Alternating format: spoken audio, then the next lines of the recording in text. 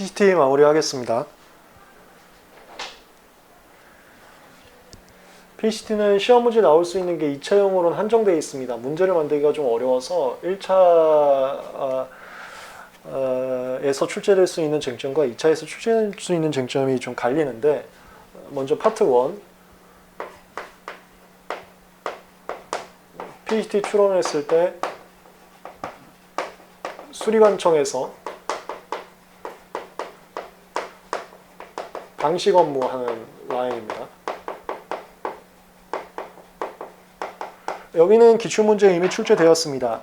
핵심은 출원일자 언제로 잡는지 이 문제입니다.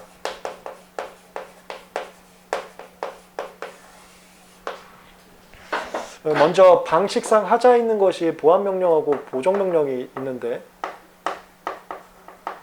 보안명령 적언발정 표지인, 보정명령은 반려 3조 194원 방식 수수료. 여기서 정해진 기간 내에 보안서를 제출하게 되면 출원일자가 늦어집니다.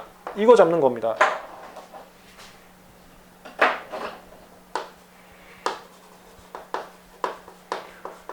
기출문제에 출제된 것은 보정서 제출이 나왔었습니다. 보정서 제출하는 것은 출원일자하고 상관이 없습니다. 그 다음에 얘네들은 방식 하자는 아니고 도면 미제출 취의통지랑 그 다음에 개정법입니다. 보안명령 중에서 오기재,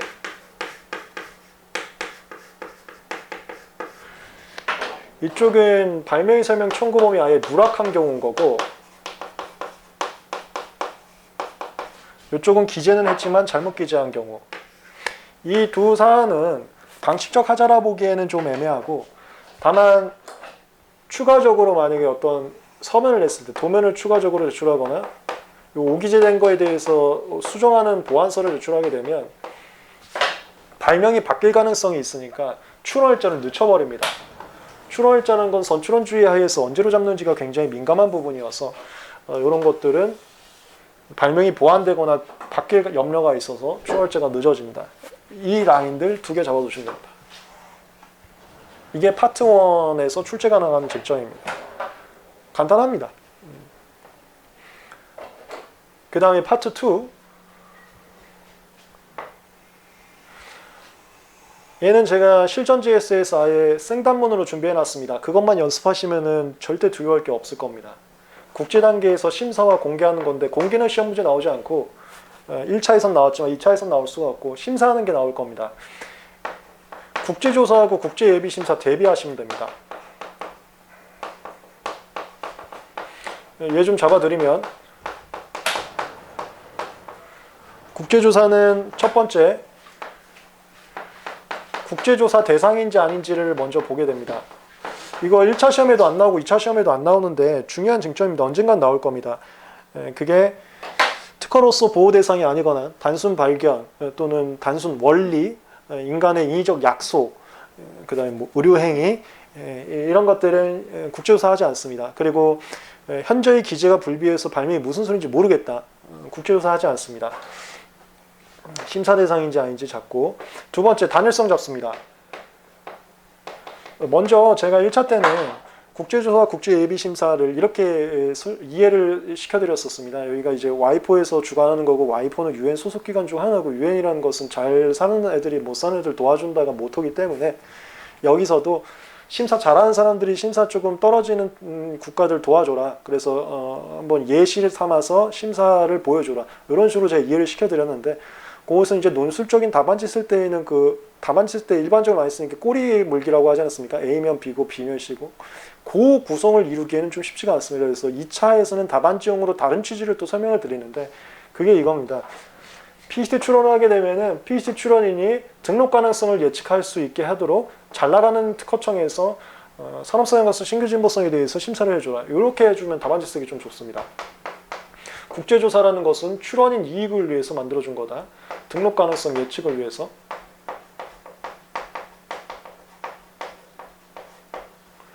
다만 이거 항상 우리 1차 때 저울질 많이 했었죠. 이 출원인 이익 때문에 제3자 불이익이 생기면 안 돼요. 이게 이겁니다. 아무리 국제조사를 출원이 2급에서 도와준다 하더라도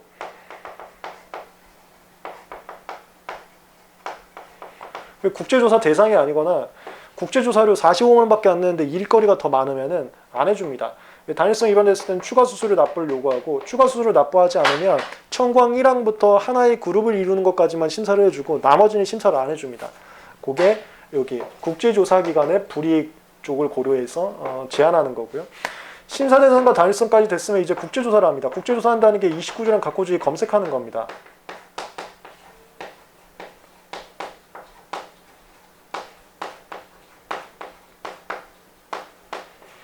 그리고 이 검색한 걸로 산업성 연관성, 신규성, 진보성에 대해서 평가를 해줍니다. 그걸 이제 견해서라고 하죠.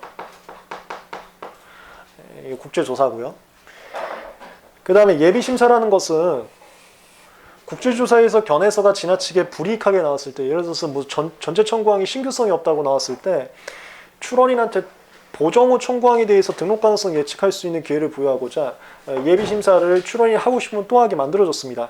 이것은 보통 PCT 19조 보정하면서 많이 합니다. 보정 후는 어떨까요? 이렇게 물어볼 때 많이 하는 거기 때문에 예비심사는 청구됐을 때 하고요. 단일성 먼저 좀 보고, 이건 이제 기출문제 나왔습니다. 여기서는 추가 수수료 납부를 요구하거나 아니면 청구 범위 감축도 요구할 수 있습니다. 왜냐하면 예비심사 단계에서는 중간중간에 보정이 가능하니까.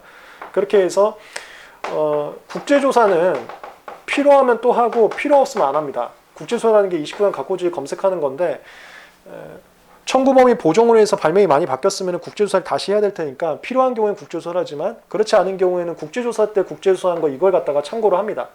그렇게 해서 산업성 연관성, 신규성, 진보성에 대해서 다시 국제예비심사 보고서를 작성을 해주고요. 참고로 국제조사 관계에서 국제조사한 결과물을 국제조사 보고서로 작성을 해주는데 이거랑 용어가 비슷하다고 이거 똑같다고 생각하시면 안 돼요. 국제조사 보고서는 29강 각고주의 찾는 거고 요 견해서하고 얘하고 비슷한 겁니다. 산업성 연관성, 신규성, 진보성에서 평가해 주는 거.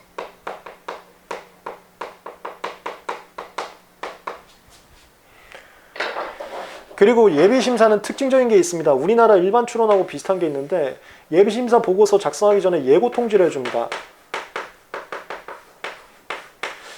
그래서 보통 이렇게 많이 진행이 되는데 국제조사가 끝났고 이게 지나치게 불이익하게 나오면 2개월, 16개월, 우리 1차 때 좀 배웠었죠. 2개월, 16개월 안에 PCT 19조 보정을 하고 이 보정한 청구항에 대해서 등록 가능성 예측을 희망할 때에는 예비심사 청구할 수 있게 하는 겁니다. 예비심사 청구하고.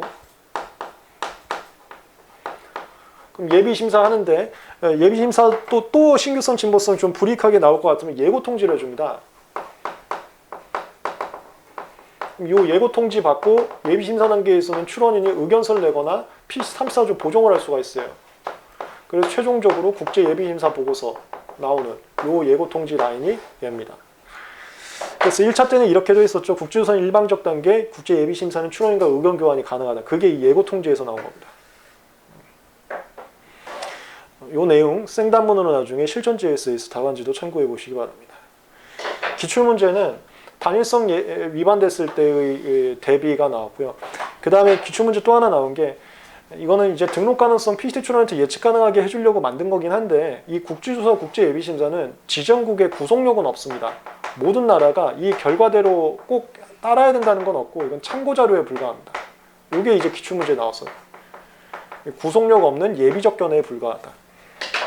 근데 어쨌건 뭐 견해긴 견해니까 등록 가능성 예측에 도움은 될 수 있어서 출원인한테 이제 필요하면 하라고 하고 있습니다. 국제조사는 필수인 거고. 여기가 파트 2 문제로 나올 겁니다. 그 다음에 파트 3는 이거 이제 나올 때가 됐는데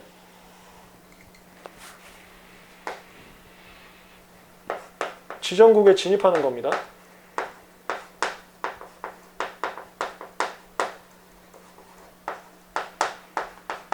이거 무조건 이겁니다. 요구되는 서면, 그 다음에 그 기간 내 서류 제출하지 않았을 때 조치. 그리고 이거는 1차하고 마찬가지로 외국어 PCT 출원 시험 문제 나올 겁니다. 번역 문제 출하는 걸로 준비하시면 됩니다. 203조 서면 내고요. 그 다음에 발매 설명 청구 범위, 도면 요약서 번역문 내고 PCT 19조 34조 있으면 번역문 내고. 기간은 우선부터 2년 7개월. 여기 번역문은 플러스 1개월 연장 가능하고, 얘는 조문 그대로 그냥 외우라고 그랬어요. 기준일까지 내고. 조치는 보정명령. 그 다음에 발명의 설명 청구 범위만 조치가 크리티컬합니다. 여기는 기간 내 안 내면 취하 간주. 그 다음에 나머지는 보정명령. 그 다음 PCT 19조 34조 내지 않으면 보정효과 없는 셈 취급합니다. 보정효과를 인정하지 않습니다. 그리고 보정명령에도 불구하고 끝까지 보정하지 않으면 무효로 할 수 있다.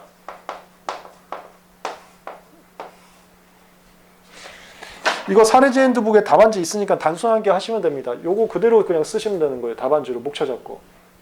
그게 파트 3 문제고요. 그 다음에 2차 시험에 이거 안 나왔는데 이제 나올 때가 됐습니다. 이게 우선부터 2년 7개월이라는 게 1차 때 되게 많이 했던 거 있죠. 그 우선권 주장의 실체적 효력 인정 여부와 상관없이 형식적으로 적법하면은 우선일 기준으로 한다.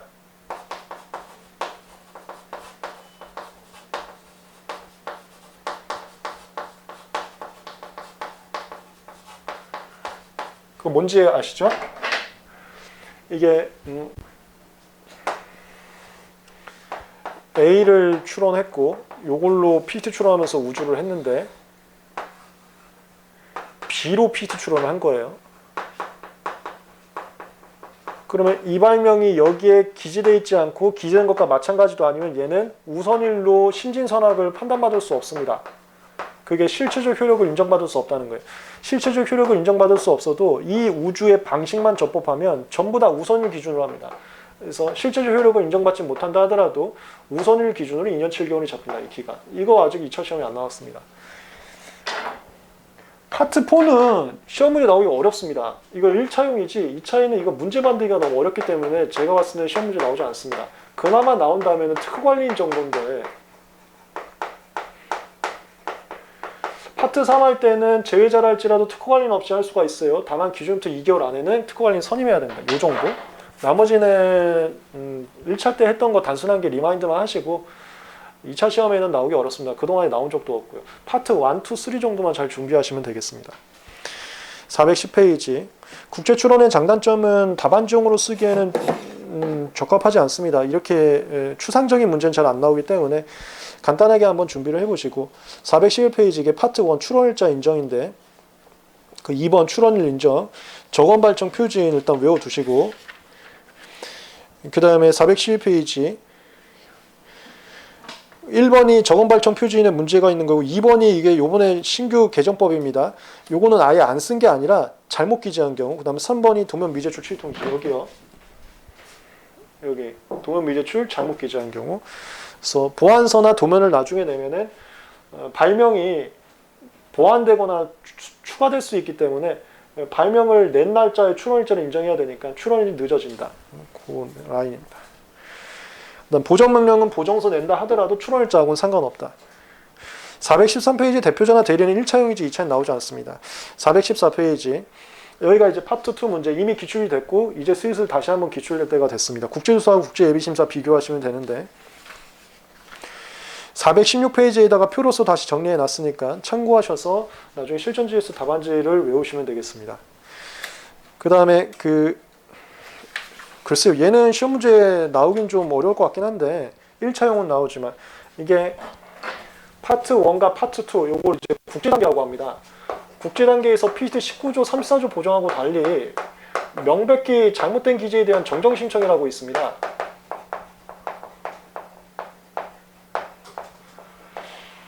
이걸 대한민국 특허청장한테 명백히 잘못된 기재에 대한 정정신청을 했는데 대한민국 특허청장이 거부했을 때 과연 대한민국 법원에다가 불복할 수 있는지 안 된다 해서 각하 판결한 거. 이건 와이프가 주관하는 업무고 대한민국 법원은 와이프를 구속시킬 수 없고 강제 집행시킬 수가 없기 때문에 대한민국 법원에서 할 일이 아니다. 그런 불복수단이 있냐? 불복수단 존재하지 않습니다. 와이프가 이런 불복일까지 하기에는 전 세계 모든 사건을 담당할 수는 없기 때문에 불복은 존재하지 않고 그럼 출연한테 불이익이냐? 불이익은 없습니다. 명백히 잘못된 기재가 정정이 불허된다 하더라도 지정국 들어가서 다시 필요하면 보정을 하면 됩니다. 보정으로. 그런 라인. 그게 415페이지 명백히 잘못된 기재에 대한 정정 신청인데요. 그 다음에 417페이지 파트 3 여긴 진입입니다. 진입은 서류들 잡고 기간 언제까지 하면 되는지 잡아두시면 됩니다. 이것도 사례제 핸드북에 답안지용으로 한 거 있으니까 책 한번 읽어보시고 리마인드 하신 다음에 사례제 핸드북으로 답안지 외우시기 바랍니다. 그 다음에 420페이지부터 이제 특례인데 자기정은 1차용이기 때문에 2차용이 거의 시험 문제 나오지 않습니다. 1차 때 했던 거 가볍게 리마인드 하시고 423페이지부터 1차 때 했던 거 단수 암기하시면 됩니다. 여기서부터 시험 문제 나오기 좀 어려워요. 공제주장 기준부터 30일, 제외자 기준부터 2개월, 추론공개 이런 건 1차용이고요. 보정도 수번기, 변경추론 수번, 심사청구 수번, 그 다음에 214조 결정 다 1차용이기 때문에 간단하게 보시고 넘어가시면 되겠습니다. 여기까지 기본 강의를 마쳤습니다. 기본 강의 종강 후 사례 강의에서 이 사례제 핸드북과 GS에서의 답안지를 참고로 해서 답안지 쓰는 연습을 해보시면 2차 접근에 있어서 수월하게 가능하실 수 있을 것 같습니다. 강의 내용이나 아니면 공부 방법에 대한 상담이 있으시면 jhjgroup.com에다가 질문 남겨주시면 함께 고민하고 상담 도와드리겠습니다. 네, 감사합니다.